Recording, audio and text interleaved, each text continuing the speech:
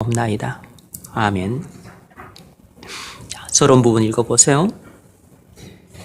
우리는 지난 시간에 높고 위대한 진리들에 관하여 살펴보았습니다. 우리는 이 대목을 상세하게 다루어 나가고자 합니다. 28절에 그의 뜻대로라는 구절은 위대하심, 미리 정하심, 부르심, 의롭다 하심, 그리고 영화롭게 하심 등의 용어들을 이해하는 열쇠가 됩니다. 왜냐하면 사도 바울이 그의 뜻대로라는 구절을 20절과 30절에서 강의하고 있기 때문입니다. 오늘 우리는 창세 전에 하나님의 계획에 관하여 공부하겠습니다. 네.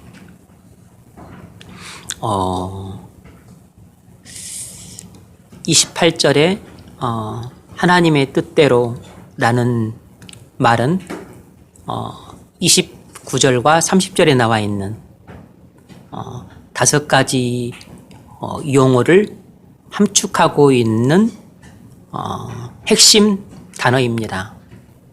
하나님의 뜻. 이 어구는 예지, 예정, 그리고 소명, 그리고 칭의, 영화, 이 구원의 서정 5개의 단어를 함축하고 있는 그 핵심 단어예요. 그래서 하나님의 뜻이라고 하는 것은 하나님의 그 계획으로 나타나죠. 그리고 또 하나님의 목적으로 그것이 확장이 됩니다. 하나님의 뜻은 하나님의 목적으로 나타나고 하나님의 목적은 하나님의 계획으로 나타나요. 그래서 하나님의 뜻이란 말은 하나님의 계획과 하나님의 목적이라는 이런 의미도 내포하고 있습니다. 그래서 하나님의 구원 계획이 바로 우리에게 나타날 때는 미리 아심과 미리 정하심과 부르심과 그리고 의롭다 하심과 영화롭게 하시는 것으로 나타난다는 것입니다. 그러니까 29절과 30절에 나와 있는 이 예지, 예정, 소명, 그리고 칭의, 영화 이 5개의 그 일련의 구원의 단계들은 전부 하나님의 뜻으로부터 나온 것입니다. 하나님의 구원 계획 아래에서 우리에게 나타나고 있는 것들이에요. 그래서 오늘은 창세전의 하나님의 계획에 대해서 살펴보려고 합니다. 자, 첫 번째 문제 읽어보세요. 본문 28절로 30절을 읽으십시오. 29절로 30절이 28절에 그의 뜻대로라는 구절을 강의하고 있습니다. 1. 본문에 의하면 하나님께서는 구원에 대해서 분명한 목적과 계획을 갖고 계십니다. 네. 하나님께서는 구원에 대해서 분명한 목적과 분명한 계획을 갖고 계시는가? 대답은 그렇다는 것입니다. 하나님은 구원에 대한 분명한 목적도 갖고 계시고 그 목적에 따른 분명한 계획도 갖고 계십니다. 그것을 우리가 유추할 수 있는 그 중요한 실마리가 되는 단어가 바로 그의 뜻대로라고 하는 어구예요. 28절에 우리가 알거니와 하나님을 사랑하는 자 곧 그의 뜻대로 부르심을 입은 자들에게는 모든 것이 합력하여 선을 이루느니라. 그의 뜻대로 부르심을 입은 자들에게는 하나님의 구원에 대한 하나님의 뜻을 하나님은 구원에 대한 하나님의 뜻을 갖고 계신 거죠. 그래서 이 하나님의 뜻대로라고 하는 말은 하나님의 계획대로라는 뜻이에요. 그의 뜻대로라는 말은 그의 계획대로라는 뜻입니다. 그러니까 어떤 사람이 부르심을 받는 것은 하나님의 뜻인 것이에요. 하나님의 뜻에 따라서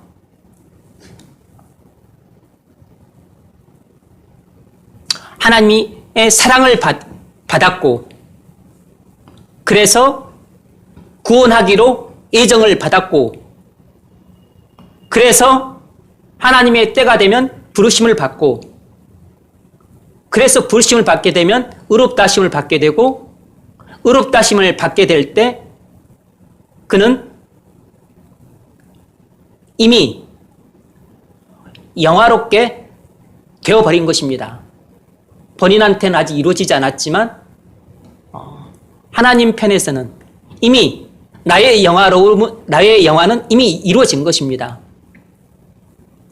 하나님이 나를 의롭다 하셨을 때, 그때 나는 동시에 완전히 영화롭게 이미 된 것이 끝나버렸어요. 내게 현실로 나타나진 않았지만 미래에 있게 될 나의 완전한 영화가 이미 시간을 초월하고 계신 하나님 편에서는 이미 완료된 상태에 있어요. 참주 너는 그리스도 안에서 이제 죄가 없고 너는 이제 의롭다.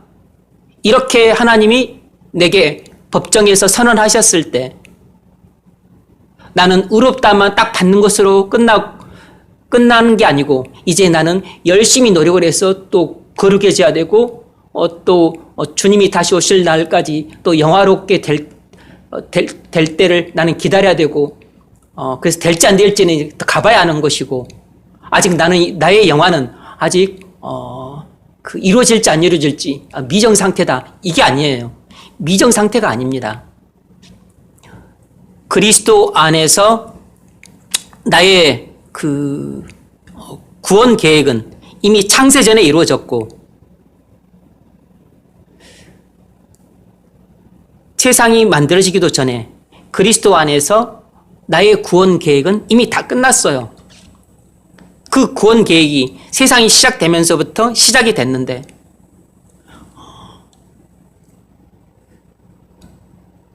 하나님께서 나를 내가 예수 그리스도를 믿을 때 나를 의롭다 하실 때 나는 이미 그리스도 안에 있기 때문에 그리스도 안에서 나는 의롭다만 받는 것으로 끝날 수가 없는 것입니다. 그리스도 안에 있는 것은 전부 내 것이기 때문에 그리고 그리스도 안에 있는 것은 전부 내게 해당이 되기 때문에 이미 그리스도 안에서 나는 영화가 보장이 된 것이에요. 그래서 나의 영화는 이미 미래의 완료형이에요. 미래에 내게 되어질 일이지만 이미 완료가 된 상태에 있는 겁니다. 우리는 시간에 얽매인 존재라 이게 과거는 지나가 버렸고 지금 나한테는 아직 영화는 이루어지지 않았고 나한테는 영화가 미래에 이루어질 예정된 일이지만 하나님은 시간을 초월해 계시기 때문에 우리한테는 아직 미래가 오지 않은 사실이지만 하나님께는 이미 미래가 현재처럼 와 있는 것입니다. 그러니까 하나님은 그것을 미래에 있을 일이지만 이미 끝내버린 상태에 있는 것이에요. 그래서 하나님 편에서는 제가 이미 영화로운 상태에 있는 것을 보고 계시는 것입니다. 그래서 이미 나의 영화는 이미 완료된 상태에 있는 것이에요. 다만 나는 시간에 얽매인 존재이기 때문에 주님이 미래의 어느 시점에 다시 오셨을 때 그때 나가 영화된 모습을 그때 나는 비로소 나의 영화된 모습을 보게 되지만 이미 하나님은 나의 영화된 모습을 이미 보고 계신 것이에요. 이것이 시간에 얽매인 시간 존재인 우리와 시간을 초월해 계신 영원한 존재이신 하나님의 차이예요.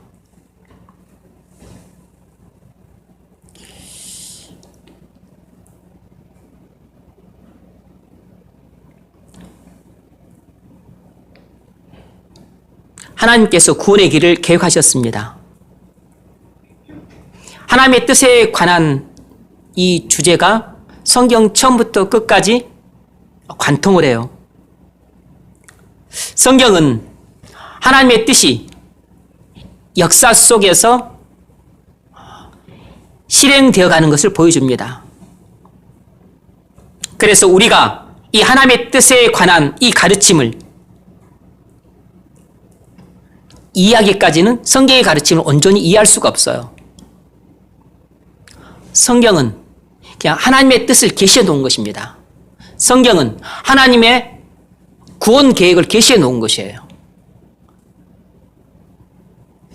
그러니까 성경은 하나님이 우리의 구원을 어떻게 계획하셨고 그리고 이루실 것인지를 밝혀놓은 것입니다. 그래서 우리는 성경을 하나님 말씀이라고 부르는 것이에요. 성경은 우리 구원에 대한 하나님의 뜻을 계시해 놓은 책입니다. 그래서 이 하나님의 구원 계획은 우리 인간 역사 속에서 성취되어가는 과정이에요. 따라서 인간의 역사란 하나님의 구원 계획을 이루어 가시는 하나님의 역사인 것이에요.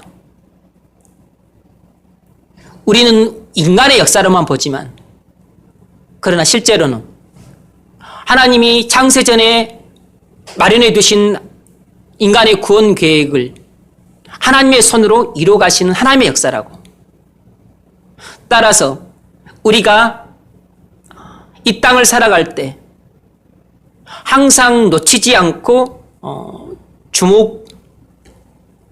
주목하고 그리고 경청해야 될 가장 중요한 것은 하나님의 뜻이에요. 내 뜻이 아니고. 그런데 교만하고 어리석은 피조물에 불과한 인간인 우리가 가장 교만할 때 나타나는 것은 꼭 자기 주장을 내세운다는 겁니다. 꼭 자기 고집을 부려요. 자기 뜻을 절대로 접지를 않습니다. 그래서 그것이 망하는 지름길이에요. 그것이 하나님의 은혜로부터 떨어져가는 지름길입니다.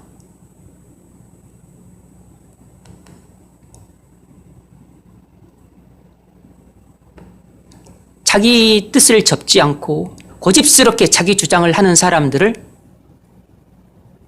뭐라고 부르냐면 바로 철학자로 불러요. 세상에서는 철학자가 나름대로 인정과 존경을 받지만 하나님 나라에서 철학자는 쓰레기입니다. 그건 원수예요. 그건 대적자예요. 그건 하나님의 교회를 해치고 나라를 무너뜨리는 사단의 일꾼에 불과합니다. 그래서 하나님의 교회에서는 자기 뜻을 접지 않고 자기 주장을 고집하는 그 사람은 목사를 대적하는 사람, 단순히 그런 사람이 아니고 그 사람은 하나님의 역사를 막으려고 자기가 뒤뚱거리면서 두 손으로 하나님과 맞서 싸우겠다고 하는 그런 무지몽매한 사람인 겁니다. 여러분, 그런 사람이 되지 않기를 바랍니다.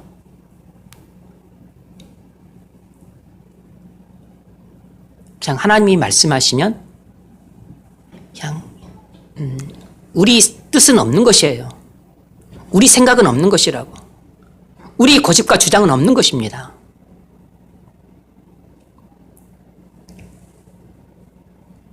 목회를 가장 훌륭하게 하시는 목사님들이 어떤 분이시냐면 엄청 좋은 학교를 나오고 유학을 갔다 오고 그런 분이 아니고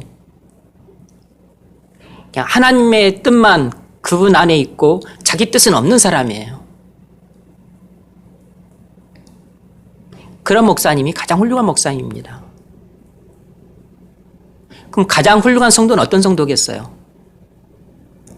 자기 뜻은 없고 하나님의 뜻만 자기 마음 안에 서 있는 사람입니다.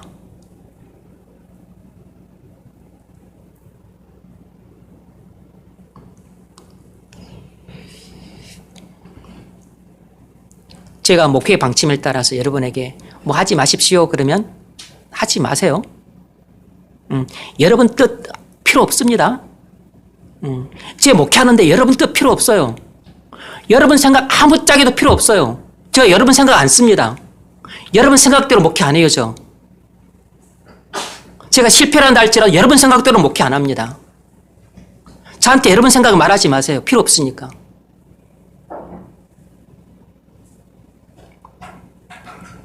제게 중요한 것은 하나님의 뜻밖에 없어요.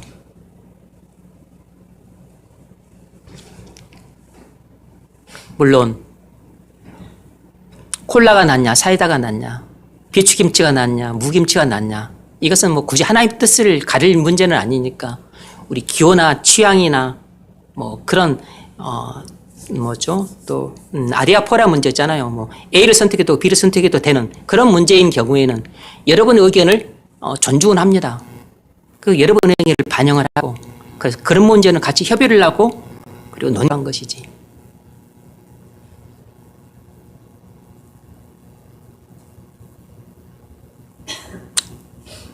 하나님의 뜻은 성경 모든 말씀에 다 함축되어 있고 성경 모든 구절에 다 함축되어 있고 성경의 모든 가르침은 전부 하나님의 뜻이에요.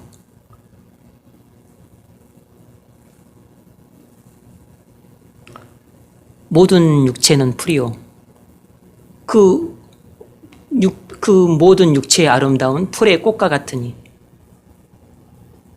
풀은 마르고 꽃은 떨어지되 오직 하나님 말씀은 세세토록 있느니라 그랬습니다. 우리 생각이나 우리 감정이나 우리 의지나 우리 뜻 같은 것은 아무짝에도 쓸모없어요. 그러니까 그런 거 고집없이 하시면 안 돼요. 하나님의 뜻만 서 있는 겁니다. 우리 기호나 우리 취향 뭐 저는 뭐 사이다든 콜라는 다 안 마시지만 따뜻한 물 마실 것인가 찬물 마실 것인가 그건 여러분 기호나 취향대로 하십시오. 그런데 하나님의 뜻이 정해져 있는 문제에 있어서는 우리는 우리 생각을 버리고 우리 뜻을 버려야 돼요. 그건 하나님의 뜻을 대적하는 것들은 그건 원수입니다. 본문에는 하나님의 뜻이 아주 노골적으로 진술되어 있어요. 우리 28절로 30절 다시 한번 읽어볼까요? 읽어보세요. 우리가 알바니와 하나님을 사랑하는 자, 그의 뜻대로 부르심에 있는 자들에게 모든 것이 합력하여 선택했습니다.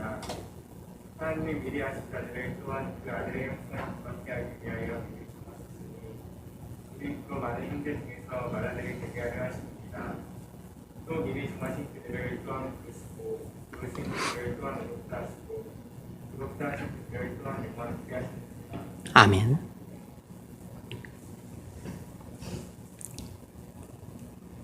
영화롭게 하셨느니라. 여러분 이미 끝나버린 사건이에요. 영화롭게 할 것이다가 아니에요. 미래형이 아닙니다.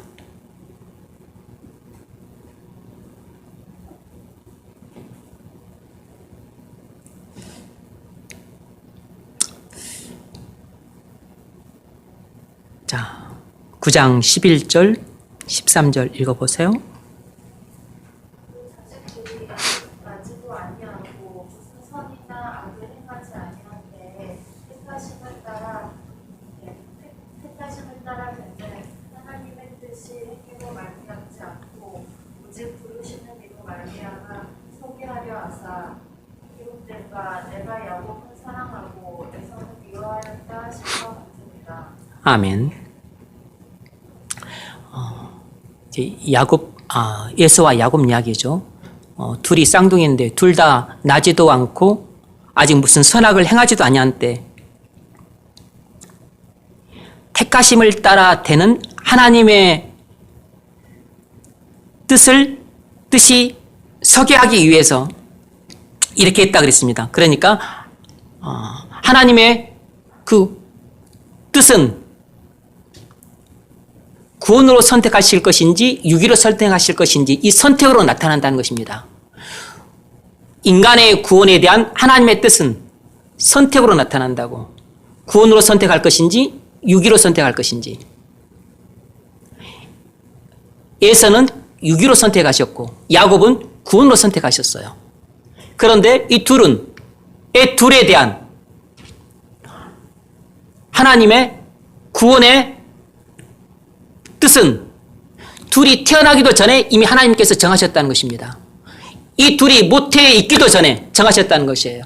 아예 세상이 만들어지기도 전에 야곱과 에서에 대한 하나님의 구원의 뜻은 이미 창세 전에 정해져 있었다는 것입니다.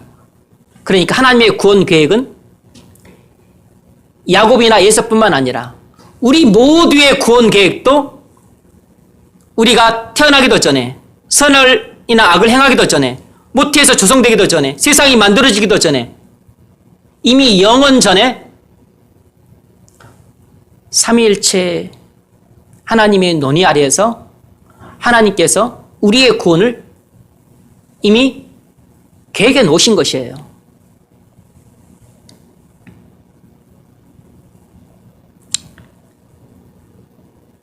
택하심을 따라 되는 하나님의 뜻이, 그래서 하나님의 뜻은 우리 행위와 관계가 없는 것입니다. 그래서 하나님의 뜻이, 구원에 대한 하나님의 뜻이 어떻게 나타났느냐.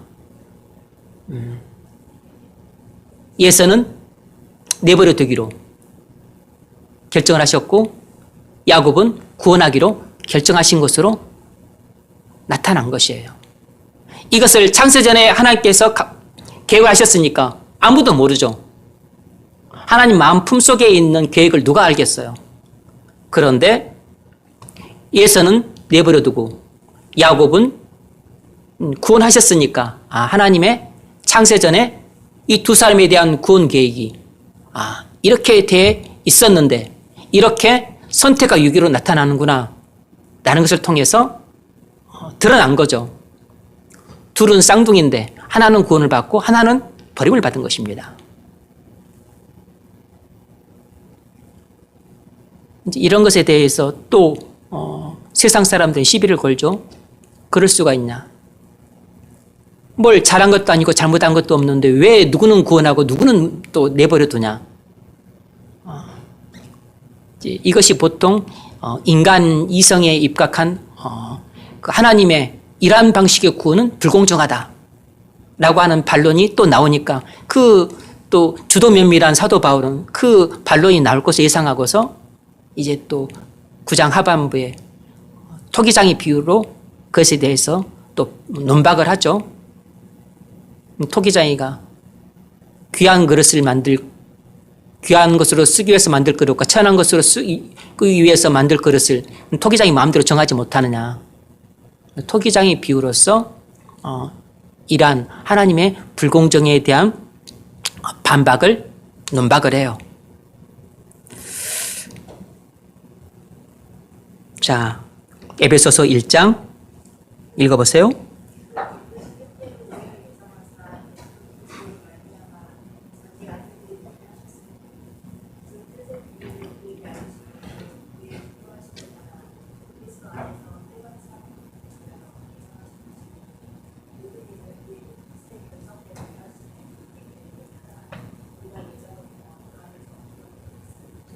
아멘.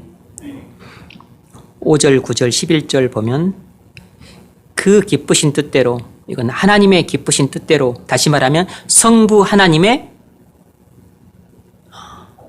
기뻐하시는 뜻대로 어떻게 했다고요? 그리스도 안에서 우리를 구원하기로 예정하셨다. 그래서 예수 그리스도의 그 구원의 성취로 말미암아 우리를 자기 아들이 되게 하셨다라는 것입니다.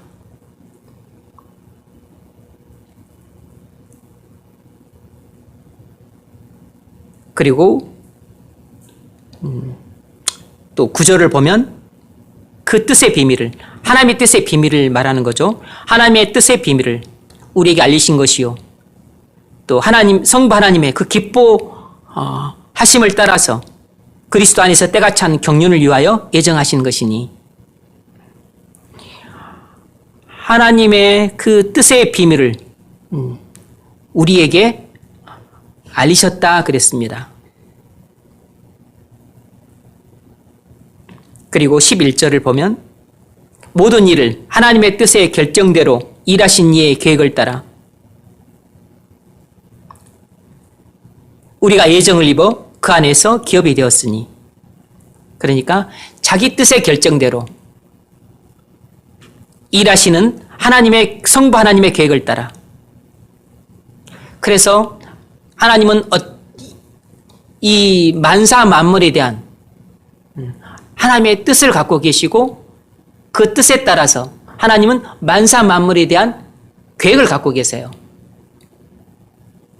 그래서 우리 인간 구원에 대한 계획을 갖고 계실 뿐만 아니라 이 세상 역사를 어떻게 주관하실 것인지에 대한 하나님의 뜻도 결정되어 있기 때문에 그 뜻에, 결정된 뜻에 따른 인간 역사를 어떻게 이뤄 가실 것인가에 대한 하나님의 계획도 갖고 계세요. 그래서 인간 구원에 대한 계획, 그리고 또 하나님이 이 세상 역사를 주관하실 것에 대한 계획도 갖고 계세요. 이 계획 이전에 뭐가 있죠? 뜻이 있는 거죠. 하나님의 뜻이 결정되어 있는 겁니다. 이 뜻 이전에 뭐가 있죠? 하나님의 목적이 있어요. 하나님의 목적에 따라 뜻을 세우시고 뜻이 결정이 되면 그에 따라 계획을 세우세요. 인간의 구원에 대한 계획, 그리고 세상 통치에 대한 계획. 그래서 이 계획을 따라 하나님이 인간 역사를 주관해 가고 계신 것입니다. 그래서 때가 되면 지진도 일어나고 폭풍도 일어나고 화산도 터지고 쓰나미도 일어나고 그리고 뭐 에볼라도 오고 코로나도 오고 그리고 뭐 바다가 그 해수면이 상승하기도 하고 뭐 또 이상 기온이 오기도 하고 한파가 오기도 하고 그리고 또 누구는 어느 날 어느 시에 죽기도 하고 누구는 어느 날 어느 시에 태어나기도 하고 이 모든 만사 만물에 대한 하나님의 뜻이 이미 창세 전에 결정되었기 때문에 결정된 대로 하나님께서는 하나님의 뜻을 이 역사 속에서 그대로 성취해 가고 계신 것입니다. 그래서 모든 역사의 주관자는 하나님이세요. 삼일체 하나님이시지만 구체적으로 말하자면 성부 하나님이시라고.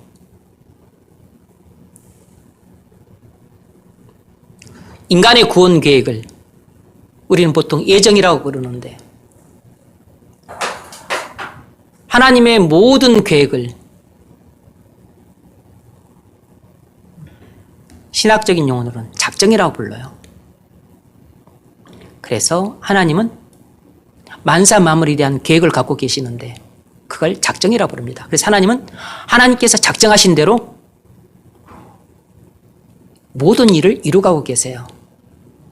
그래서 누구는 사고를 당해 도중에 장애를 입고 누구는 암에 걸려서 40살이 못 되어서 요절하기도 하고 누구는 또 판사가 되기도 하고 하는 것이에요.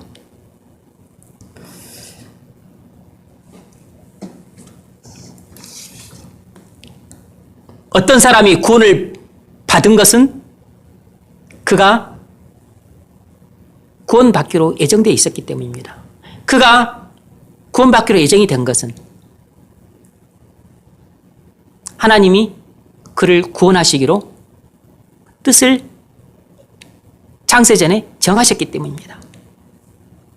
그래서 하나님의 뜻에 따라 예정을 받고 예정대로 그가 구원을 받은 것이에요.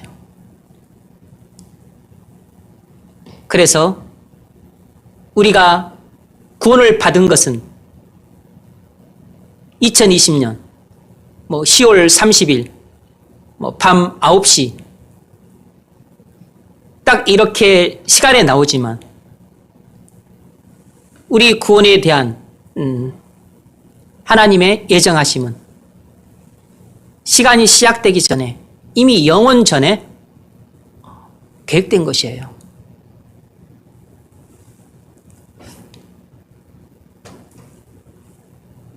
그래서 이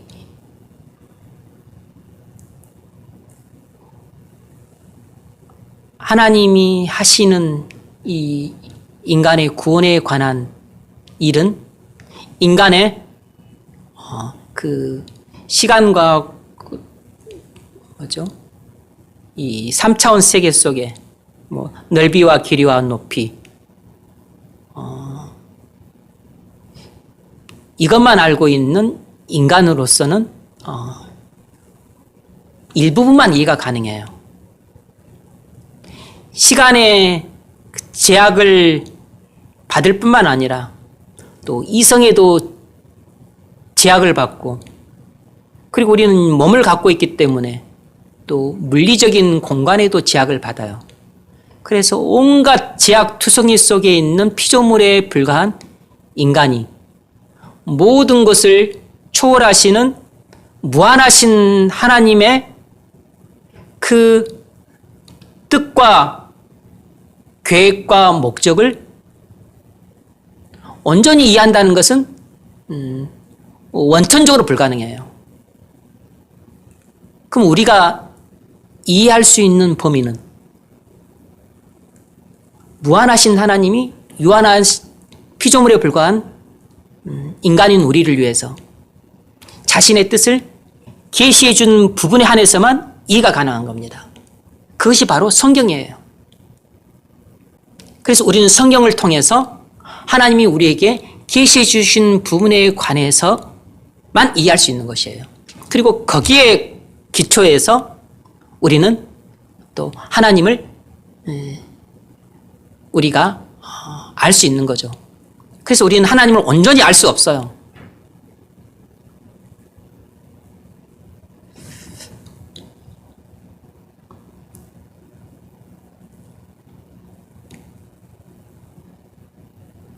그래서 머리가 좋든 많이 배웠든 뭐 용모가 뛰어나든 똑똑하든 간에 일반적으로 경망스럽고 천박하고 그리고 촐랑대는 사람들이 공통적으로 갖고 있는 특징이 뭐냐면 하나님의 뜻을 모른다는 것입니다. 성경을 읽지 않는다는 공통점을 갖고 있어요.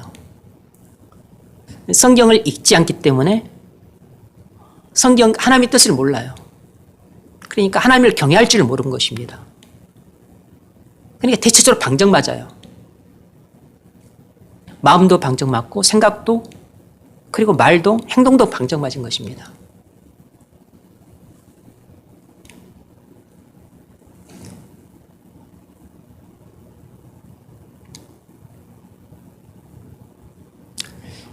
가끔씩 교회의 문제에 있어서 사람들한테 이제 결정적으로 중요한 질문은 딱 이 한 가지예요.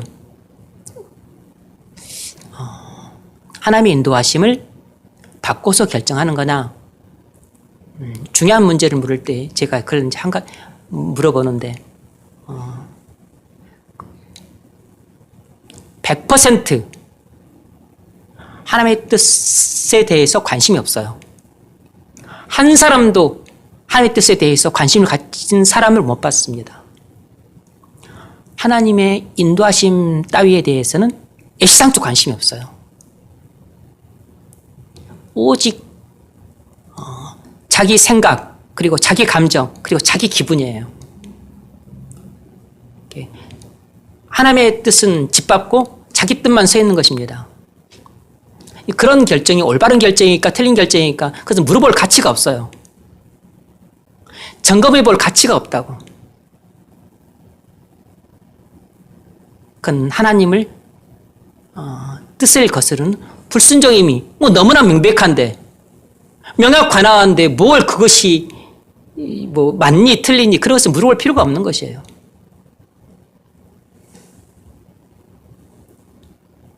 하나님을 경외하지 않는다는 준 거죠. 하나님을 두려워하면 그런 식으로 행동을 못하죠. 그렇게 내가 말을 했고 그렇게 하려고 내가 지금 결정하기 일부 직전에 갔다가도 하나님의 뜻이 무엇인지를 알면 본인이 하나님이 두렵기 때문에 돌아서는 겁니다.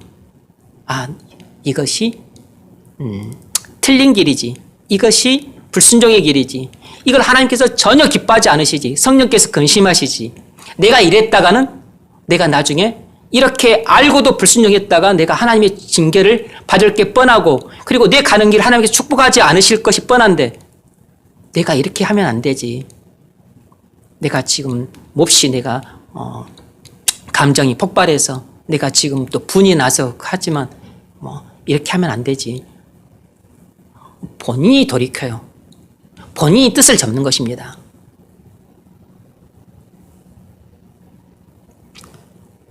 내가 말했으니 그냥 밀고 나가는 거지. 한번 갈 때까지 한번 가보자.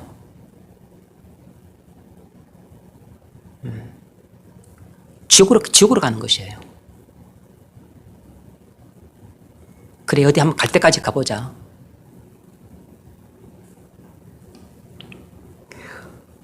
하나님을 대적하는 원수들이 하는 그 행태입니다. 여러분, 갈 때까지 가면 안 돼요. 돌아서야 됩니다. 잘못했다고 내가 깨닫는 순간 아무리 부끄럽고 민망하더라도 돌아서야 돼요.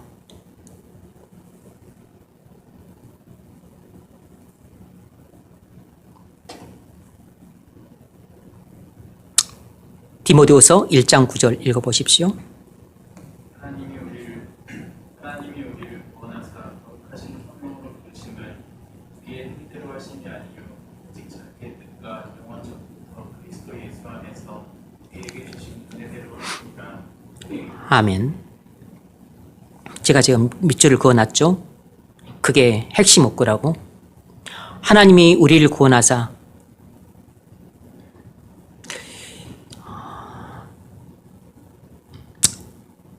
거룩이라고 하는 사명을 우리에게 주시고 부르신 것은 하나님의 뜻대로 하신 것이라는 겁니다. 하나님이 우리를 거룩한 성도로 살라고 그렇게 부르신 것은 전적으로 하나님의 뜻대로 된 일이라는 것입니다.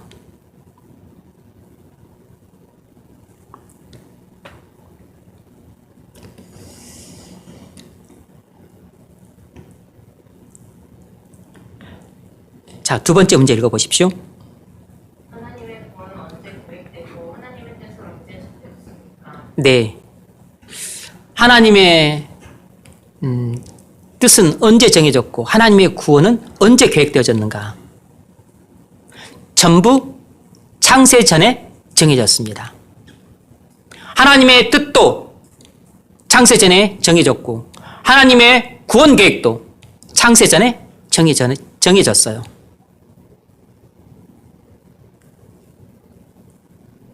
그게 중요하죠. 읽어보십시오. 내가 너를 여자와 원수가 되게 하고 내 후손도 여자의 후손과 원수가 되게 하리니 여자의 후손은 내 머리를 상하게 할 것이요 너는 그의 발꿈치를 상하게 할 것이니라 하시고.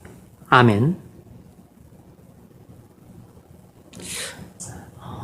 하나님이 타락한 아담에게 죄와 사망에서 구원을 약속하고 계세요. 그런데 이 구원 계획은 그 낙원 그 현장에서 하나님이 그때 계획을 하신 게 아니에요. 아니면 아담과 하와가 뱀의 유혹을 받아서 타락한 것을 보고서 하나님이 낙심이 상심하셔가지고 그때부터 구원 계획을 세우신 것이 아니라고. 그렇게 말하는 사람들이 많아요.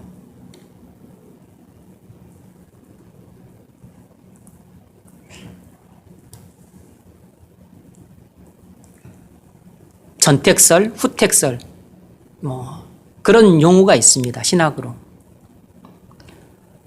타락 전에 선택하셨냐? 타락 후에 선택하셨냐? 이런 것입니다. 이런 신학적인 논쟁이 있어요.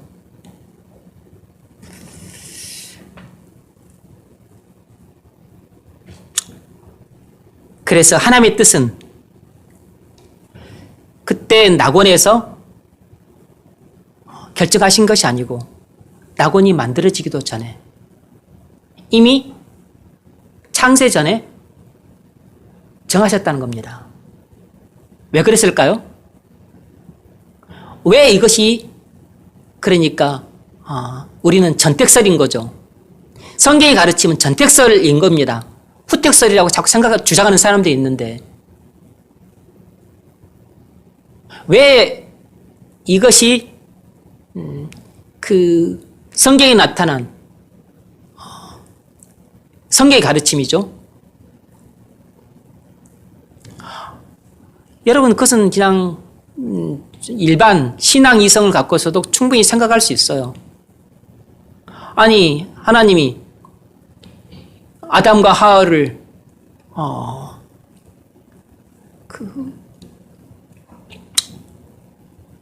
아담과 하와를 구원하기 정하셨는데 이 뱀이란 놈이 와가지고 홀겨가지고 이 타락해가지고 하나님의 구원 계획이 파괴가 돼버렸네.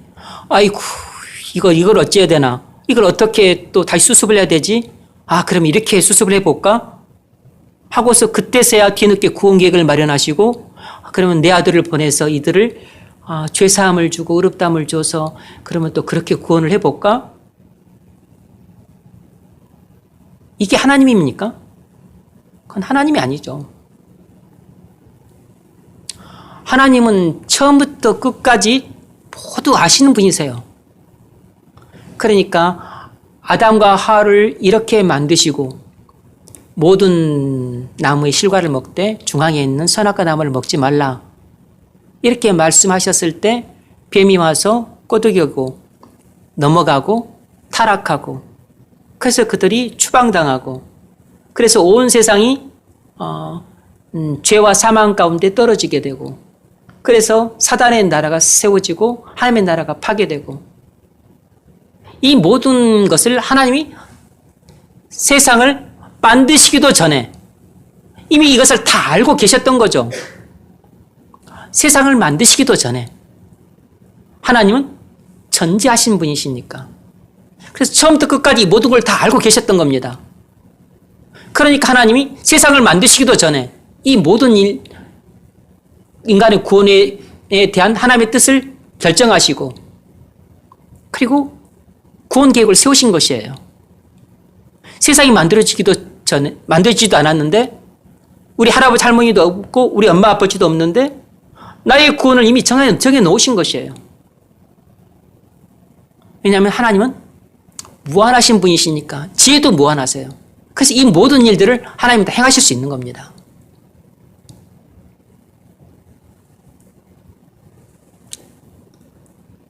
전택설을 취하냐 후택설을 취하냐에 따라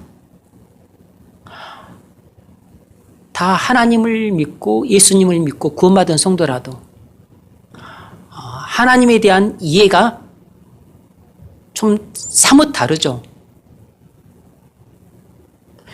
특별히 우리 개혁주의는 하나님의 절대 주권을 전적으로 신뢰하는 입장에 있습니다. 그런데 후택설 같은 경우는 아담이 타락한 후에서야 비로소 구원을 계획하시고 그리고 인간의 구원에 대한 그 계획을 세우셔서 그때서야 너와 나를 구원하기로 정하셨다.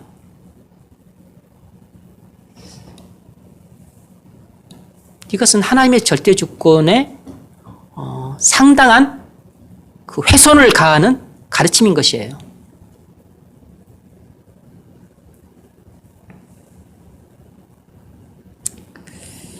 그래서 지금 이 하나님이 뱀에게 하고 계신 이 창세기 3장 15절 말씀은 하나님의 아들이 메시아로 오실 것에 대한 예언인데 이것은 구원에 대한 하나님의 뜻을 나타내고 계신 것이에요. 그러니까 장차 타락한 인간을 어떻게 구원하실 것인지 하나님의 구원 계획을 발표하고 계신 대목이라고. 처음으로 발표하고 있는 대목입니다.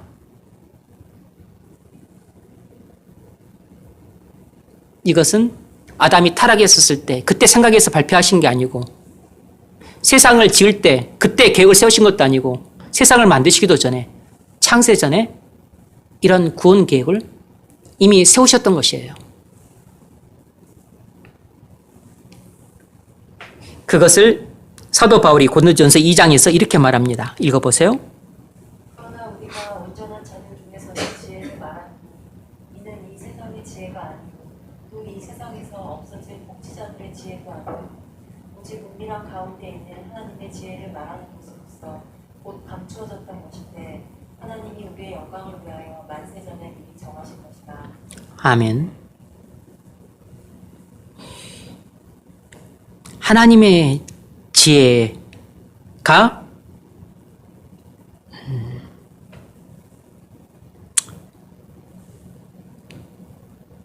십자가의 구원으로 나타났다는 거죠. 오직 은밀한 가운데 있는 하나님의 지혜를 말하는 것으로 곧 감춰졌던 것인데 이 말은 사람이 알래야 알 수 없는 그 비밀로 된 하나님의 구원 계획이었다는 것이에요. 그럼 왜 하나님의 구원 계획은 사람과 세상에게 일체 알려지지 않는 완전히 미스터리 상태로 있었을까요? 그것은 창세전에 삼위일체 하나님이 논의 아래 이 구원 계획을 세우셨기 때문입니다. 세상이 만들어지기도 전에 하나님이 타락한 인간을 어떻게 구원하실 것인지를 계획하셨기 때문에 어떤 인간도 하나님 마음 품속에 있는 십자가를 통한 구원 계획을 알 길이 없었던 거죠.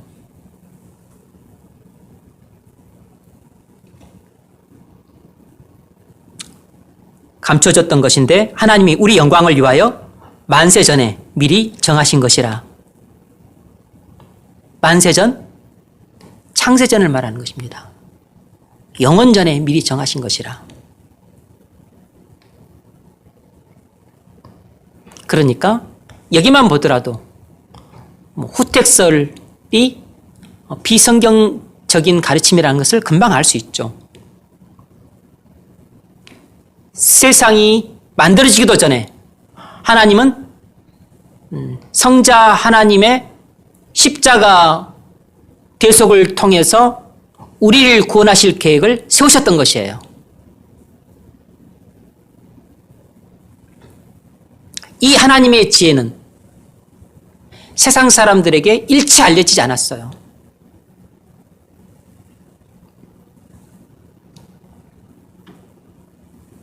오직 복음을 통해서 알려졌습니다. 이 창세기 3장 15절을 통해 최초로 공개가 되었어요. 그리고 그 후에 아브라함을 통해서 또 그 후에 하나님의 사람을 통해서 그것들이 희미하게 나타나기 시작을 했죠. 하나님이 아브라함에게 약속을 하셨죠. 너는 복의 근원이 될 것이다. 이것이 하나님이 장차 인간을 어떻게 구원하실 것인지에 대한 아주 신라 같은 그 계시예요, 계시. 근데 이걸 가지고 어떻게 알겠어요? 알기가 대단히 어렵죠. 그래서 처음에는 눈곱만큼 보여주시다가 그 다음에는 눈곱 10개 크기만큼, 그 다음에는 손톱만큼, 그 다음에는 손가락 한마디만큼, 그 다음에는 손가락만큼, 그 다음에는 손바닥만큼 조금씩 더 크게 보여주신 거예요. 이것이 구약 성경에 나타나 있는 구원 계시의 역사예요. 그래서 성경을 읽다 보면 하나님의 구원 계시가 조금씩 더 많이 드러나고 조금씩 더 밝히 드러나고 조금씩 더 깊이 있게 드러나요. 점점 더 명료해지는 것입니다.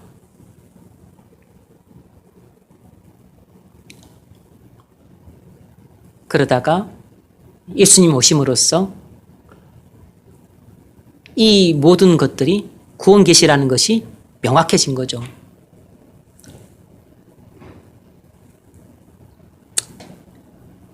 에베소서 1장 3, 4절 찬송하리로다 하나님 곧 우리 주 예수 그리스도의 아버지께서 그리스도 안에서 하늘에 속한 모든 신령한 복을 우리에게 주시되 곧 창세전에 그리스도 안에서 우리를 택하사 우리로 사랑 안에서 그 앞에 거룩하고 흠이 없게 하시려고. 아멘.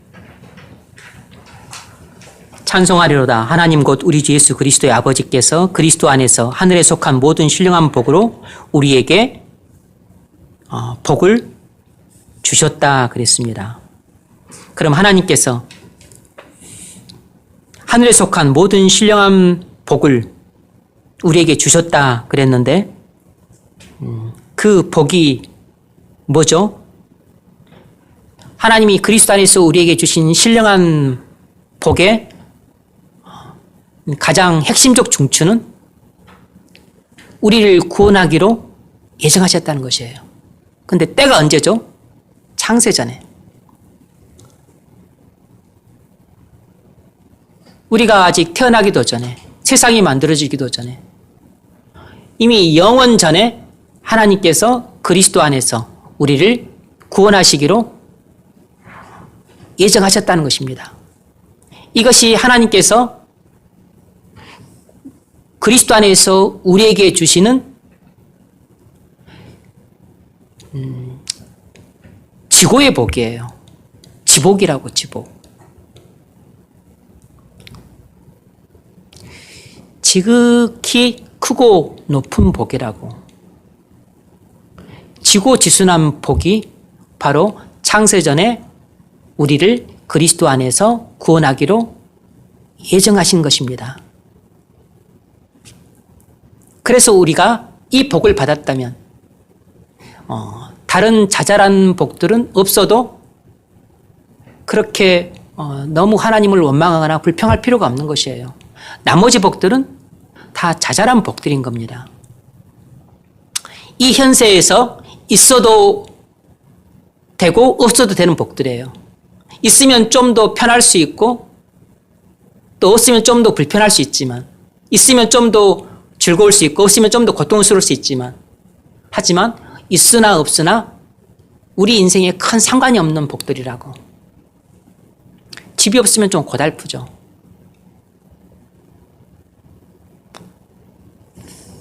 몸이 좀 아프면 고달프다고.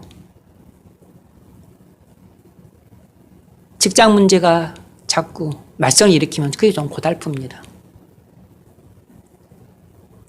고달프긴 한데 그걸 가지고 하나님이 나를 사랑하냐 사랑하지 않냐 그것을 측정하면 안 되는 겁니다. 왜냐하면 그것은 측정 대상이 아니라고. 아니 누구는 벽에 똥칠할 때까지 90, 100세까지 살게 하고 누구는 30도 못 돼서 죽게 하고 하나님이 우리를 끔찍하게 사랑하셔도 30이 못 돼서 죽게 하셔요. 우리의 무병장수나 수명이 하나님이 우리에게 신령한 복을 주셨냐 안 주셨냐 그 차이를 말해주는 게 아니에요. 그래서 우리가 30살에 여조를 하든 40살이 못 돼서 빨리 죽든 50살이 못 돼서 또 뭐 불치병으로 또 고생을 하다가 죽든 그런 걸 가지고 하나님이 무정도 하시지. 어떻게 또 얘들 뭐 또 놔두고 그렇게 가게 할 수 있냐. 그렇게 하나님을 원망하면 안 된다고. 그건 하나님의 뜻을 몰라도 너무나 모르는 무지개소치예요.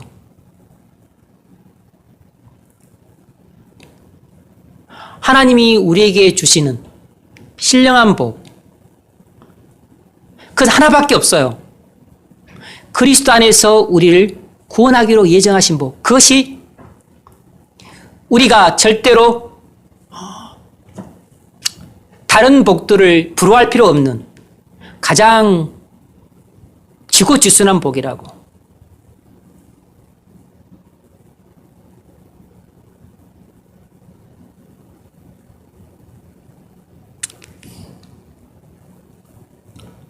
그것이 너무 고맙고 감사한 것은 우리의 행위를 보고 결정하셨더라면 우리 중 어떤 사람도 그 복을 받을 자격을 갖춘 사람이 한 사람도 없어요.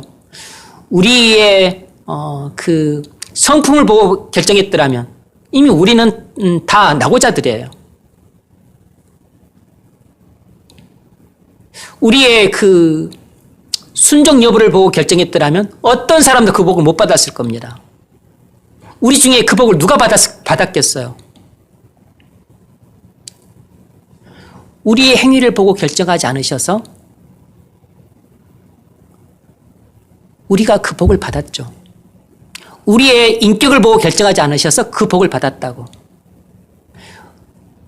우리의 그 도덕이나 그리고 행위를 성품을 보고 도덕적인 삶을 보고서 결정하지 않았기 때문에 우리가 그 복을 받은 것입니다. 그래서 우리는 하나님의 전적인 은혜로 받았기 때문에 자랑할 것이 아무것도 없는 것이에요. 그래서 에베소서 2장에서 하나님의 은혜로 된 것이니 우리로 자랑하지 못하게 하려 함이라 그랬습니다.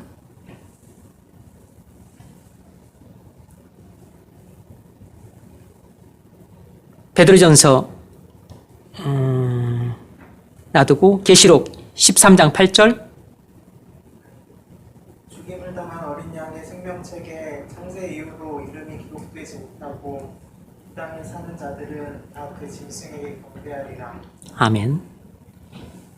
이것은 이제 말세 지말이 되면 예수님 재림이 거의 임박하게 되면 일어날 징조인데 뭐죠? 죽임을 당한 어린 양의 생명책이에요. 그러니까 이 어린 양의 생명책에 이름이 농명되는 것은 창세 이후로는 불가능하다는 것입니다. 어린 양의 생명책에 이름이 기록이 되는 것은 창세 전에 이미 끝났다는 것이에요. 우리의 행위를 보지도 않으시고 우리의 선악도 보지 않으시고 또 우리의 그 성품을 보지도 않으시고 하나님의 전적인 사랑 안에서 이미 끝났다는 것이에요. 이것이 우리가 창세 전에 그리스도 안에서 아무 조건 없이 값 없이 거저 받은 하나님의 무한한 사랑입니다. 이 사랑 하나만으로 우리는 나머지 모든 부분에 대해서 갖지 못하고 또 소유하지 못하고 누리지 못한다 할지라도 그래서 거지 나사로처럼 평생을 그렇게 멸시와 천대와 박대 속에서 살다가 죽는다 할지라도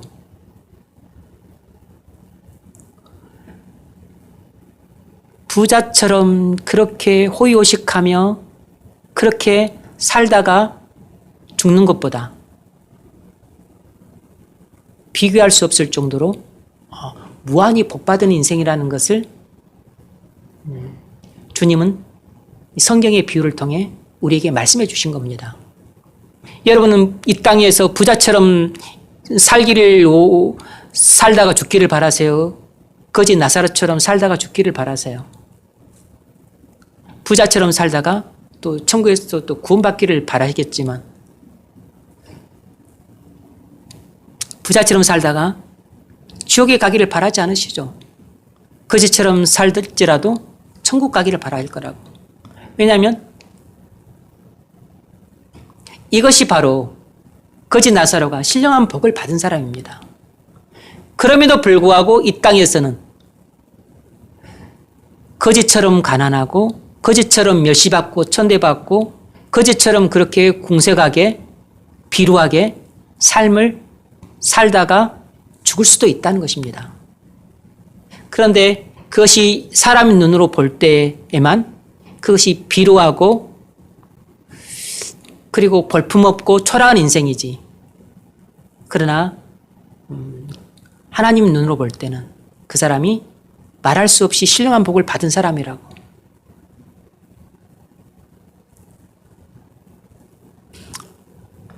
그래서 이런 사람의 인생을 볼품없다고 말을 해서는 안 되는 것이에요.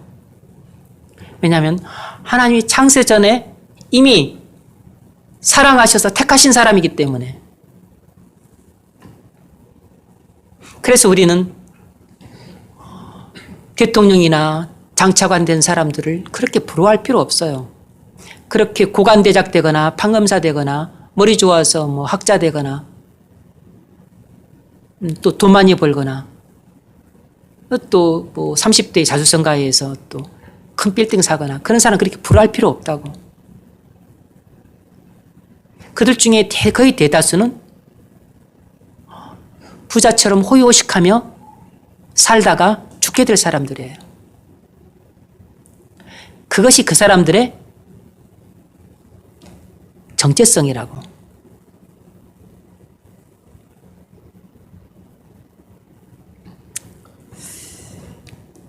문제 읽어보십시오. 구원의 계획이 인간이 타락한 뒤에 된 것이 아닙니다. 하나님의 계획에는 재조정이란 없습니다. 그러나 어떤 사람들은 하나님의 계획에 재조정하는 일이 있다고 가르칩니다.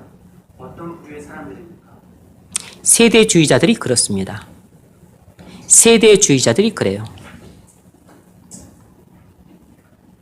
이것은 세대주의자들 그러면 고전적 세대주의자들을 가리킨다고 보시면 됩니다. 세대주의는 침례교 쪽에서 나오는 종말론적 견해예요. 침례교는 그 미국에서 특별히 또 신학이 많이 발전했죠. 그래서 예전에 이 고전적 세대주의는 거의 종말론에 있어서는 거의 이단적 견해를 방불할 정도로 아주 신학적으로 잘못된 견해예요. 그런데 지금 이 침례교 쪽에 있는 이 오늘날 세대주의자들은 예전에 그 잘못된 고전적 세대주의 견해를 많이 수정했어요. 그래서 지금 많이 완화가 됐습니다. 미국에 있는 그 훌륭한 개혁주의자들 대다수가 침례교 목사님들입니다. 존 메가더나, 존 파이퍼, 그리고 또 여러 부류의 그 사람들이 있습니다. 조엘 비키는 장로교고.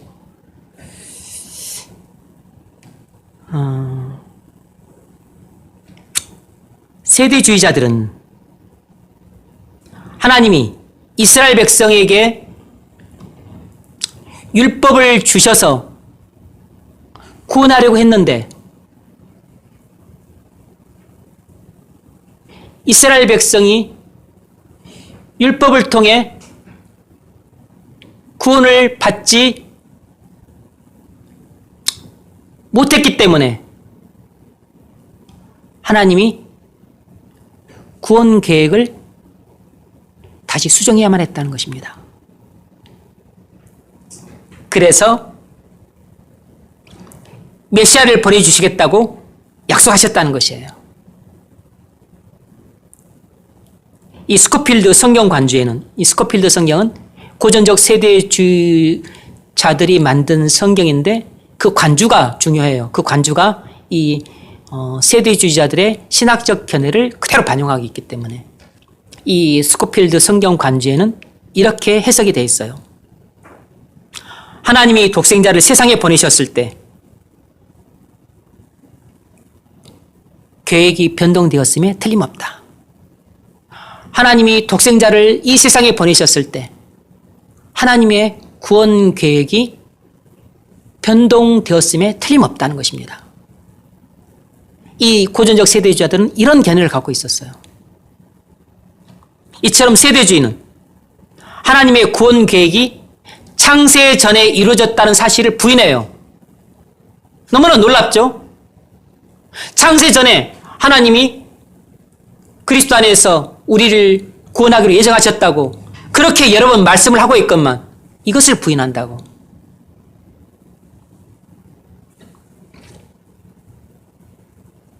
거기 또 두 번째로 설명이니까 또 잘 들어보십시오. 안 적으셔도 돼요. 하나님의 아들이 오셔서 유대인들에게만 하나님의 나라에 들어갈 권리를 주려고 했는데 유대인들이 거부했기 때문에 다른 방식을 사용할 수밖에 없었다는 것입니다. 그 다른 방식이라고 하는 것은 하나님의 아들의 십자가의 죽으심이라고 하는 방식을 도입할 수밖에 없었다는 것이에요.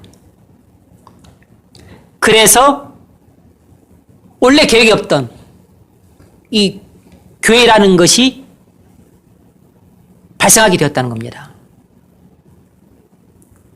그러니까 세대주의는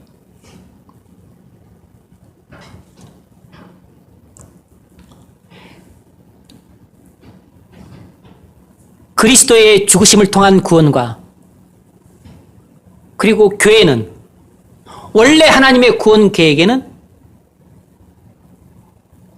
없던 것들이라고 생각하는 것이에요.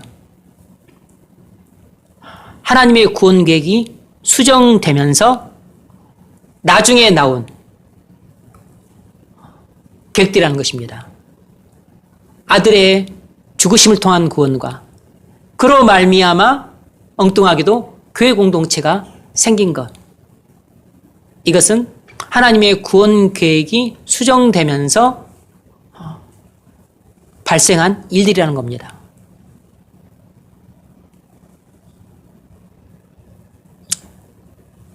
이런 가르침은 창세전에 하나님의 구원 계획이 확정되었다는 성경의 가르침을 부인하고 있는 것이에요.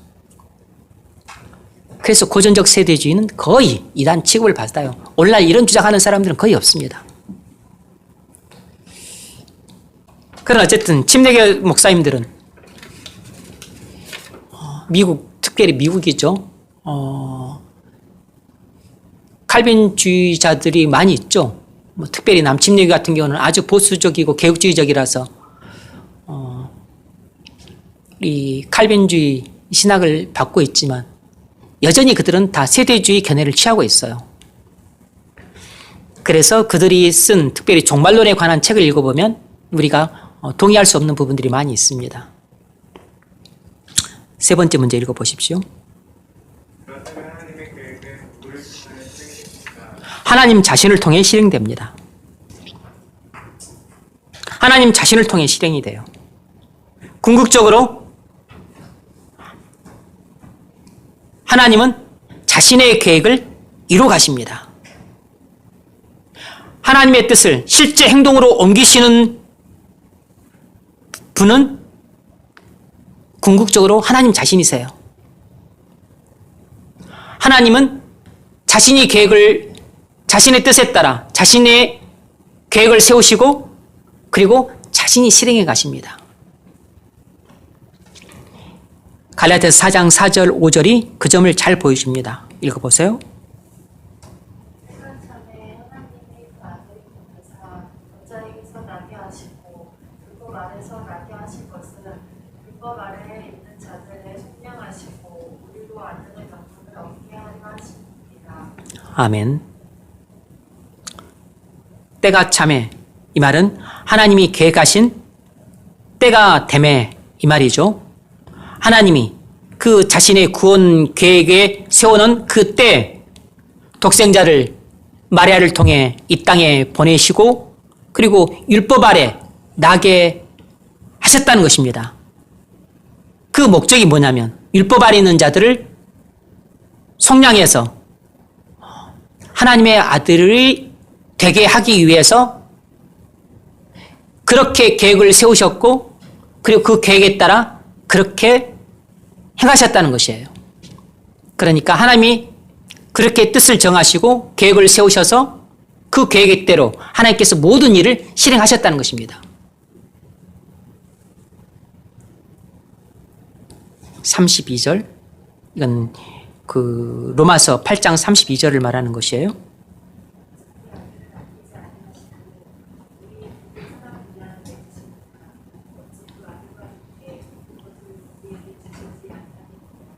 아멘. 하나님의 뜻은 우리에 대한 그리스도의 완성된 사역을 우리에게 적용시키는 성령의 역사를 따라 실행되고 있습니다. 말이 조금 너무 문어체죠? 어렵죠? 하나님의 뜻이 완전히 이루어지는 것은 그리스도께서 다시 오시는 때예요. 하나님은 이미 우리의 구원을 십자가에서 이루셨어요. 그러나 아직 완전히 구원이 이루어지진 않았습니다. 영혼 구원만 이루어졌고 육체 구원은 이루어지지 않았어요. 주님 다시 오실 때 현재 남아있는 우리 육체 구원도 이루어져요. 부활을 통해서.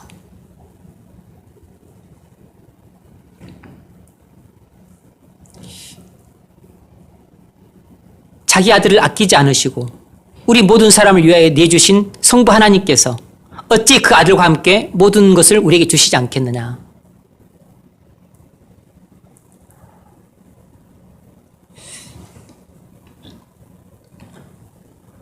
하나님이 창세 전에 우리를 구원하기 위해서 성자 하나님을 우리를 위해 주기로 계획을 세우시고 실제로 우리를 위해 주셨다면 하나님이 우리를 위해서 못하실 일은 아무것도 없다라는 뜻이에요.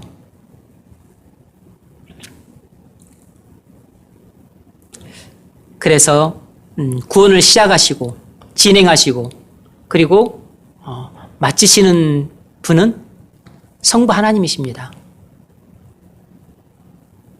그래서 구원의 그 전체적인 그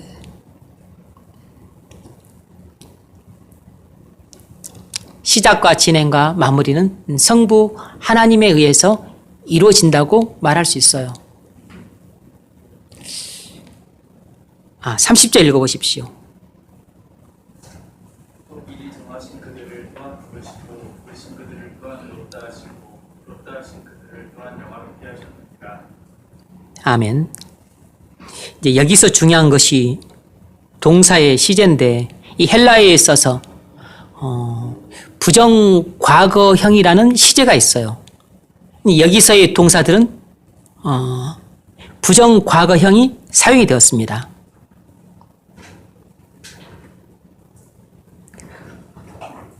부르시고 의롭다 하시고 그리고 영화롭게 하셨느니라. 부르셨다, 의롭다 하셨다, 영화롭게 하셨다. 전부 부정 과거형이에요. 이 부정 과거라는 말은 과거에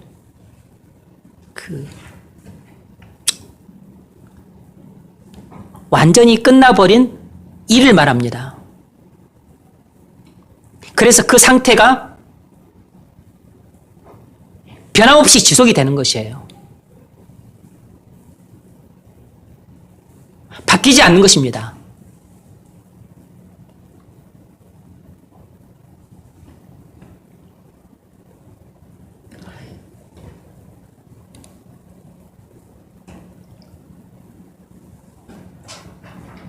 하나님이 우리를 부르셨다면 나중에 취소할 수 없어요. 그리고 하나님이 우리를 부르셔서 뭐 하시죠? 우리의 믿음을 통해서 우리를 죄사함을 주시고 의롭다함을 주세요. 근데 이것이 부정과거형으로 쓰였다는 얘기는 예수를 믿을 때 우리의 모든 죄가 씻음받고 그리고 예수의 의가 우리에게 옷 입혀지는 것입니다. 이것이 예수를 믿을 때 이미 믿을 때 내게 일어난 일이에요. 과거에 이미 일어난 일입니다. 근데 이 일은 되돌이킬 수가 없어요. 취소가 불가능해. 한번 내게 죄사함이 주어졌다면 이 상태는 영원히 지속되는 겁니다. 내가 의롭다함을 받았어요. 그래서 하나님이 의를 옷 입었어요. 이것은 이미 과거에 완전히 끝나버린 일이기 때문에 취소가 안 돼. 변경할 수도 없어. 변함없이 계속 지속되는 상태예요. 이것이 내가 그리스도를 믿을 때 의롭다함을 받았다는 말의 상태입니다. 그런데 의롭다함을 받았을 때 무엇도 동시에 이루어졌냐면 내가 영화로움도 받은 것입니다. 영화로움도 이미 받았다고. 그래서 이 상태도 이미 내가 받았기 때문에 취소가 불가능하고 변경도 안 돼요. 이미 이것은 과거에 내게 완전히 끝나버린 일이기 때문에 이 상태는 변함없이 계속 가는 것입니다. 그런데 칭의는 지금 내가 받았고 영화는 이미 내게 이루어졌지만 이것은 지금 내가 받은 것이 아니에요.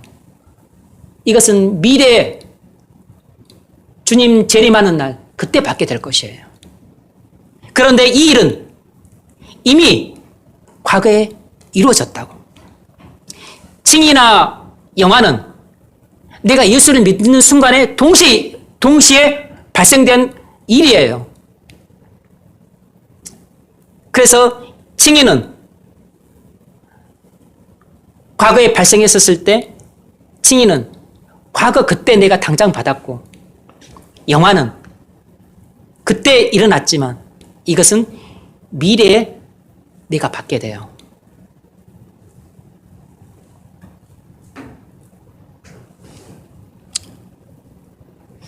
그래서 내가 아직 영화로운 실제 상태가 되지 못했지만 이미 나는 그리스도 안에서 이미 영화롭게 된 사람인 겁니다. 그래서 미래에 그때가 되면 그 일은 내게 한치의 오차도 없이 실패도 없이 그대로 일어나게 돼요. 이미 내게 일어난 사건이니까.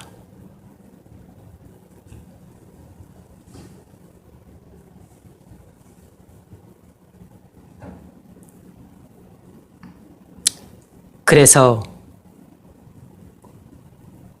하나님께서 나를 부르신 일도 이미 일어났고 죄사함 받은 일도 이미 일어났고 의롭다함 받은 일도 이미 일어났고 영화로움 받은 것도 이미 일어났어요. 근데 영화로운 일은 이미 일어났지만 이것은 주님 다시 오시는 그날 받게 될 겁니다. 나머지 것들은 내게 이미 일어났고 내가 받았어요. 그래서 이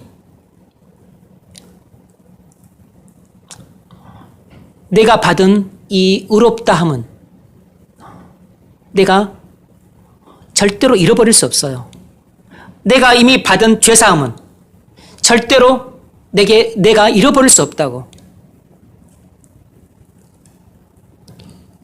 내가 또 많은 죄를 짓는다 그래서 내가 이전에 그 받은 죄사함의 은총을 취소당하는 게 아니에요. 내가 죄 가운데 빠진다고 해서 내가 받은 의롭다 함이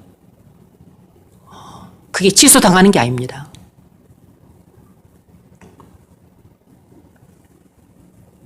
그래서 의롭다함 받은 사람은 다시 그 죄를 잃어버린 일이 없어요.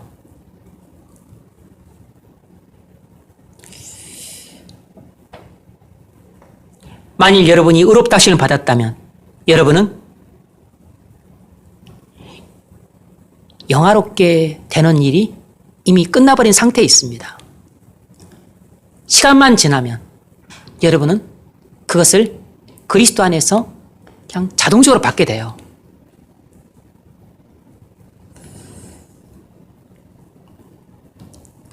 여러분,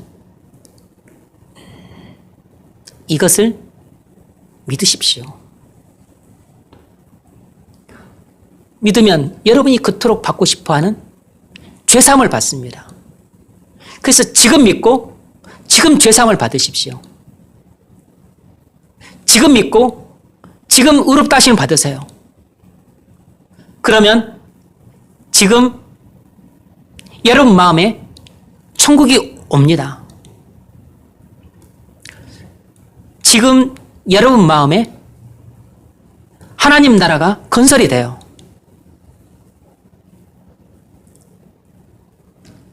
하나님 나라에 대해서 말씀을 100번 듣는 게 중요한 게 아니고 한 번이라도 여러분이 이 말씀을 믿으면 하나님 나라가 지금 당장 여러분 마음속에 임해요.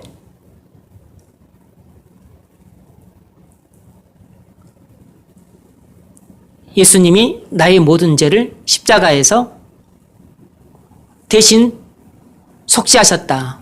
나의 모든 죄는 예수님이 십자가에서 지시고 나의 모든 죄값을 대신 갚으셨다. 그래서 나의 모든 죄는 십자가에서 없어졌다. 나의 모든 죄에 대한 하나님의 형벌을 예수님이 대신 받으셨기 때문에 내가 그 피를 믿음으로 나는 그리스도와 한 몸이 되어서 예수님이 십자가에서 받은 하나님의 형벌은 곧 내가 받은 것이다. 따라서 나의 모든 죄에 대한 하나님의 형벌은 이미 내가 십자가에서 그리스도 안에서 이미 받았다. 따라서 나는 모든 죄값을 그리스도 안에서 갚았다. 더 이상 나의 죄를 갚을 것이 없다.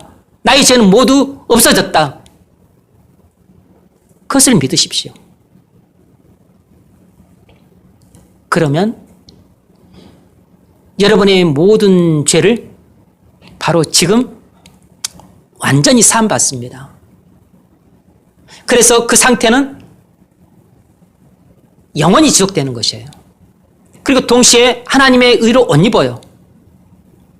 이 상태도 변함없이 영원히 지속되는 겁니다. 어떤 일이 일어난다 할지라도 여러분의 상태는 바뀌지 않아요. 여러분 어떤 일이 일어난다 할지라도 이 상태는 취소가 안 되는 겁니다. 이것이 바로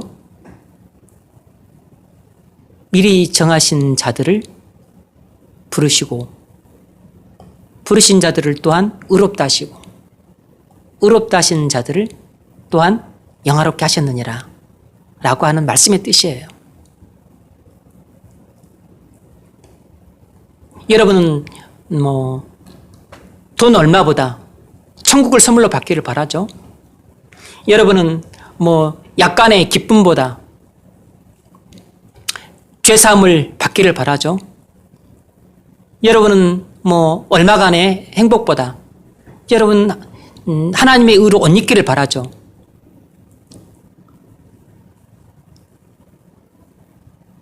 이 예수 십자가의 구원을 믿으십시오. 그러면 이 모든 선물을 지금 한꺼번에 패키지로 받습니다. 죄사함도 받고 의롭다함도 받고 그리고 영화로움도 받아요. 믿는 순간에 여러분의 모든 죄사함과 칭의와 그리고 영화를 지금 받는 것입니다. 그래서 지금 믿으십시오. 그러면 지금 천국이 임합니다. 지금 믿으십시오. 그러면 지금 하나님의 나라가 여러분 안에 건설이 돼요. 그래서 모든 고통과 슬픔과 비참함과 불행에서 벗어납니다.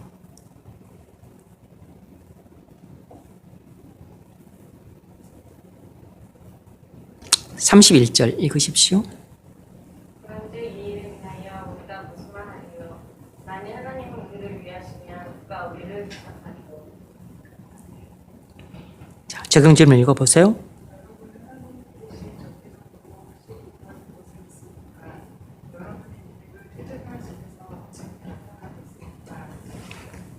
네.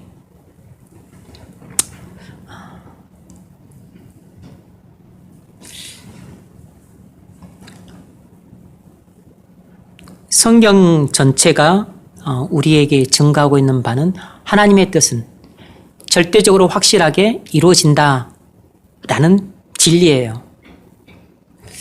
그래서 우리가 믿어야 될 것은 하나님의 뜻은 절대적으로 확실하게 이루어진다는 것을 믿는 것입니다. 우리가 하나님의 뜻이 절대적으로 이루어진다는 것을 믿는다면 우리의 실제 생활은 어떤 모습으로 나타나겠어요? 하나님의 뜻에 절대적인 순종으로 나타나죠. 하나님 말씀에 대한 절대적인 신뢰로 나타납니다. 하나님에 대한 절대적인 경외함으로 나타나요. 그리고 하나님에 대한 큰 사랑으로 나타납니다. 그래서 성경을 읽고 하나님의 뜻을 깨달은 사람은 전부 성경 말씀을 사랑하면서 동시에 하나님을 마음을 다하고 성품을 다하고 힘을 다하고 목숨을 다해 사랑을 하게 돼요. 그래서 하나님의 뜻에 절대적으로 순종하는 사람들로 변모되어 가는 것입니다.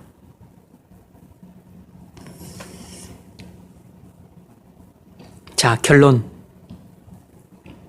하나님의 뜻이 이루어진다는 절대적인 확실성은 성경이 증거하고 있습니다. 어떤 방식으로 증거를 하냐면 구약의 모든 역사 속에서 증명이 되고 있어요. 애국과 아수르와 바벨론은 하나님의 뜻을 와해시키려고 발버둥을 쳤지만 실패했습니다. 수많은 난관에도 불구하고 하나님의 뜻은 완벽하게 이루어졌어요.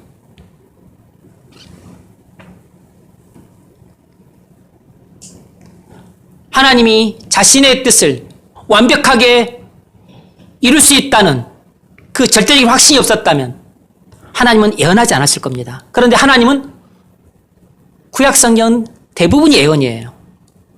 그리고 예언의 성취가 신약에 나타나요.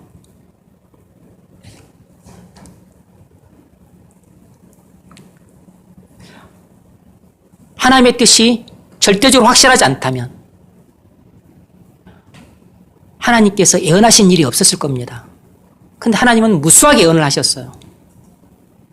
여자의 후손이 내 후손의 머리를 상하게 할 것이고 내 후손은 여자의 후손의 발을 상하게 할 것이라.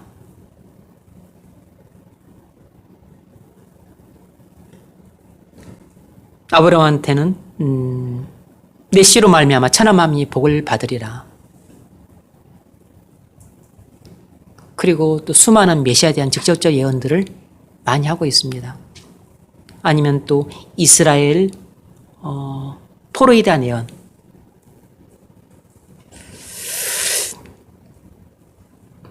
베드로전서 1장 10절로 12절 읽어보십시오. 이 구원에 대하여는 너희에게 임할 은혜를 예언하는 선지자들이 연구하고 부지런히 살펴서 자기 속에 계신 그리스도의 영이 그 받으실 고난과 후에 받으실 영광을 미리 증언하여 누구는 어떠한 때를 지시하시는지 상고하니라. 이 섬긴 바가 자기를 위한 것이 아니요 너희를 위한 것임이 계시로 알게 되었으니 이것은 하늘로부터 보내신 성령을 힘입어 복음을 전하는 자들로 이제 너희에게 알린 것이요 천사들도 살펴보기를 원하는 것입니다. 아멘. 구원에 대하여는 너에게 임할 은혜를 예언하던 선지자들이 구약의 선자들이죠. 영광하고 부지런히 살펴서 자기 속에 계신 그리스도의 영이 받으실 고난과 그 후에 받으실 영광을 미리 증언하여 누구를 가리키는지 또 어떤 때를 가리키는지 상세하게 연구했다 그랬습니다. 여러분 다니엘서 9장을 보면 다니엘은 주전 539년경에 에레미야가 바벨론 포로가 70년 만에 끝나게 될 것이라는 것을 예언했다는 것을 깨달아요. 다니엘이 에레미야서를 읽으면서 예루살렘의 황무함이 70년 만에 마치리라 라는 구절을 읽으면서 바벨론 포로 기간이 70년이구나 이것을 깨달아요. 그러니까 그때를 깨달은 것이 다니엘이 주전 539년인데 바벨론 포로로 끌려가게 된 첫 번째가 바벨론 포로가 세 차례에 걸쳐서 끌려갔는데 주전 605년, 주전 597년, 주전 586년 세 차례에 걸쳐서 끌려갔는데 주전 605년경에 끌려갔어요. 그리고 70년이 지나면 주전 535년이 되면 바벨론 포로 귀환이 이루어질 것이라는 것을 알게 된 겁니다. 그러니까 기간이 이제 바벨론 포로가 해방 귀환할 때가 얼마 남지 않았으면 알게 된 것이에요. 539년에 깨달았으니까 한 4년 정도 남았다고 생각을 한 거죠. 어쨌든 이 기간에 약간의 차이는 있지만 주전 537년경에 바벨론 1차 포로 귀환이 이루어져요. 그러니까 다니엘이 이 진리를 깨달은 이 에레미야의 예언을 깨달은 지 2년 후에 바벨론 1차 포로 귀환이 이루어진다고. 수룹바벨을 주도 아래. 에레미야가 예언한 이 포로 기간이 정확하게 맞은 것이고 에레미야의 예언은 하나님의 예언인 거죠. 그리고 이것은 하나님의 뜻이고 하나님의 구원 계획입니다. 하나님의 뜻이 이처럼 절대적으로 확실하기 때문에 에레미야로 하여금 예언하게 하셨고 하나님은 그 예언을 성취하신 것입니다. 그러니까 자기 뜻을 성취하신 것이에요. 자기가 세우신 이스라엘의 구원 계획을 하나님이 성취하신 것이라고.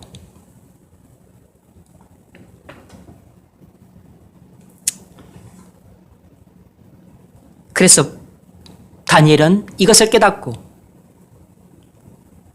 가만히 기다린 게 아니고 금식하며 베옷을 입고 기도하고 간구하기를 결심을 해요. 그리고서 금식하고 베옷을 입고 하나님 앞에 나아가 간구합니다. 자신의 열조들과 자신들이 저지른 죄악을 하나님 앞에 통해 자복하면서 그래도 우리를 버리지 않으시고 다시 구원하실 것을 예언하셔서 구원의 때가 다가옴을 인해서 감사하면서 구원해 주실 것을 믿음으로 소망을 해요.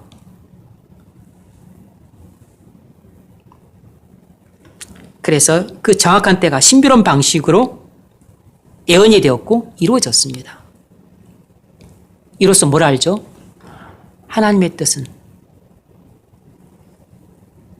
원수들의 어떤 회방이 있다 할지라도 절대적으로 확실하게 이루어진다는 것입니다. 그러지 못하면 하나님이 아닌 거죠. 그러지 못하는 하나님을 우리는 믿을 필요가 없는 것이에요. 그러지 못한 하나님이라면 창세전에 우리의 구원을 계획하셨다는 말도 다 거짓말입니다. 하나님은 무한하시기 때문에 그런 절대 주권을 가지시고 만사 만물에 대한 하나님의 계획 아래서 모든 일들을 진행해 가시는 것이에요. 그리고 반드시 성취하십니다. 그래서 하나님께서 우리에게 약속하신 바 새하늘과 새 땅을 세우시고 죄와 그리고 사망이 없는 하나님 나라를 세우세요. 하나님의 나라가 세워지면 그 나라가 얼마나 행복한 나라가 될지 생각해 보셨습니까? 제가 제일 만나기 싫어하는 사람들이 누구냐면 의사, 약사, 간호사, 판사, 검사, 변호사, 공인중개사 세무사, 경찰, 검찰. 그런 사람 없는 나라가 얼마나 행복한 나라겠어요. 대통령 없는 나라가 얼마나 행복한 나라겠냐고. 정치인 없는 나라, 국회의원 없는 나라. 방범 없고 순찰대원 없고. 그런 거 없는 나라면 도덕도 없는 나라죠. 악인도 없는 나라고, 죄인도 없는 나라고, 교도소도 없는 나라라고. 그런 나라는 병도 없고 병원도 필요가 없는 나라예요. 운전기사도 필요가 없는 나라라고. 포수도 필요 없고 동물원도 필요 없고 집 구하러 다닐 필요도 없고 버스 타고 지하철 타고 다닐 필요도 없어요. 사장도 필요 없고 직원도 필요 없고 회사도 필요 없고 이 세상에 지금 존재하는 거의 모든 것들이 다 필요 없는 나라. 왜냐하면 지금 이 세상에 존재하는 모든 것들은 다 우리의 고통과 슬픔과 눈물과 애곡을 빨아먹고 세워지는 나라이기 때문에. 차가 무슨 필요가 있으며 탱크가 무슨 필요가 있고 총이 무슨 필요가 있고 칼이 무슨 필요가 있어요. 뭐 배가 비행기가 뭔 필요가 있냐고. 휴대폰이 있어 좋습니까? TV도 필요가 없고 넷플릭스도 필요가 없고 그런 것이 존재하지 않는 나라가 하나님 나라라고. 왜냐하면 그런 것 없이도 기쁨이 충만하고 즐거움이 충만하고 웃음이 충만하고 감격이 충만하고 평화가 충만하고 은혜가 충만하고 그리고 사랑이 충만하고 안식이 충만하고 영광이 가득 차 있기 때문에 무슨 절경을 구경하러 가고 무슨 산의 진미를 먹고 그럴 필요가 없어요. 이 세상에 존재하는 모든 것들은 하나님 나라에 없습니다.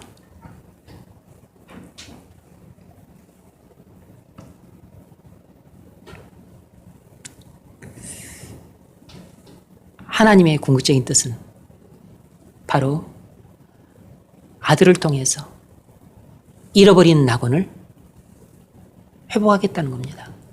단순한 회복이 아니고 그것과는 비교할 수 없을 정도로 이제는 죄가 존재하지도 않는 세상, 죄를 지을 수도 없는 그리고 죽음이 올 수도 없는 그런 완전한 나라, 거룩한 성, 새 예루살렘, 그 나라를 세우시겠다는 것이 하나님의 궁극적인 뜻이에요. 이 하나님의 뜻이 이루어질까요? 절대적으로 확실하게 이루어집니다. 이것을 믿는 것이 성경을 믿는 것이에요.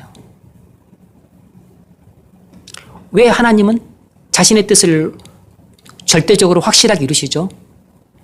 영광을 받기 위해서예요. 하나님의 최고의 목적은 영광을 받기 위해서입니다. 우리를 구원하신 목적도 우리 행복을 위해서가 아니에요. 하나님의 영광을 받기 위해서입니다. 그래서 우리 인생의 최고의 목적도 우리 행복이 되면 그건 죄인입니다. 우리가 구원받는 것도 사명을 받는 것도 그리고 직장을 갖는 것도 결혼을 하는 것도 집을 사는 것도 얘를 교육하는 것도 전부 하나님의 영광을 위해서 하는 것이 가장 올바른 기준이에요. 결혼하는 것도 하나님의 영광을 위해서 해야 됩니다. 집을 사는 것도 하나님의 영광을 위해서 해야 되고 거주지를 결정하는 것도 하나님의 영광을 위해서 해야 돼요. 그래서 최고 학군 가까운 곳에 직장 가까운 곳에 아니면 투자 가치 있는 곳에 여러분 거주지를 정하면 안 돼요. 물론 예배당에 하나님이 머무르시진 않지만 그래도 예배당을 하나님의 집이라 생각하고서 하나님과 가장 가까이 있다고 생각되는 곳에 거주지를 정하는 것이 가장 훌륭한 것입니다. 그게 하나님의 영광을 위해서 거주지를 정하는 것이에요. 자녀들도 하나님의 영광을 위해서 교육을 시켜야 됩니다. 읽어보세요. 우리가 살아가시는 자 안에서 우리에게 아멘. 하나님이 어떤 일을 하기로 뜻을 세우셨으면 그 일은 이미 이루어진 것입니다. 하나님이 뭘 말씀하셨다면 그 일은 말씀대로 이미 이루어진 것이에요. 내가 새하늘과 새 땅을 세우리라. 이미 새하늘과 새 땅은 세워진 것입니다. 내가 눈물도 슬픔도 애곡도 고통도 없는 나라를 세우리라. 그 나라는 이미 세워진 것이라고. 하나님은 말씀이 떨어지자마자 그 말씀은 성취가 돼요.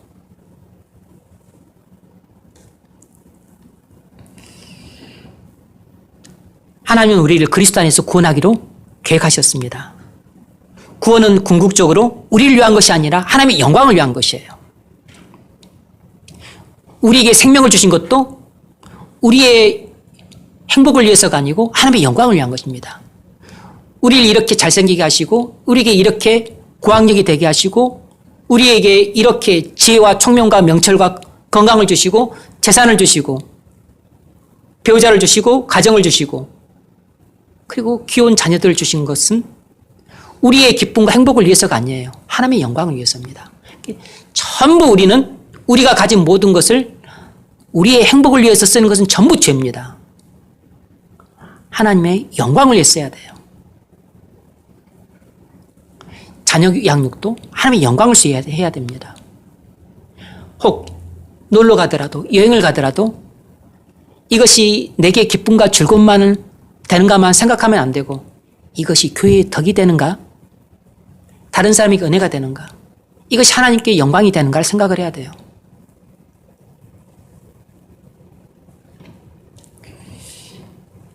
그러므로 그리스도 안에서 예정된 우리의 구원은 절대적으로 확실할 수밖에 없습니다. 창세전에 우리에 대한 하나님의 구원 계획은 요지부동이에요. 반석 위에 세워진 하나님 나라입니다. 어느 누구도 흔들 수가 없어요. 그래서 하나님의 최종적인 뜻은 그리스도 안에서 구원하기로 예정하신 하나님의 자녀들을 위해 잃어버린 신라군 같은 나라고는 비교할 수 없는 고통도 슬픔도 눈물도 없는 완전한 하나님 나라를 세워서 그 나라를 우리에게 집으로 주시겠다는 것이에요. 제가 지금 사는 집에서 나와서 이제 집을 얻으러 다녀야 되는데 힘들어요. 그냥 고통스럽습니다. 집 걱정 없는 세상에 살고 싶다고.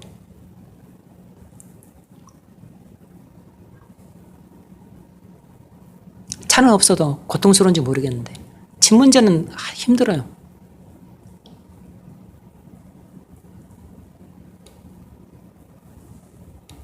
그런데 집 걱정 없는 나라가 있다고. 근데 그 나라는 꿈나라가 아니고 동화의 나라가 아니고 하나님께서 말씀하셨기 때문에 이미 이루어진 나라예요.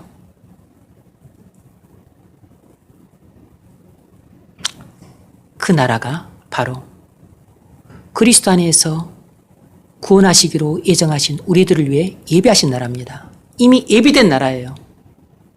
때가 되면 그 나라가 우리에게 주어지게 될 겁니다. 그 나라를 바라보면서 이 땅을 믿음으로 살아갈 수 있기를 주의 이름으로 축원합니다.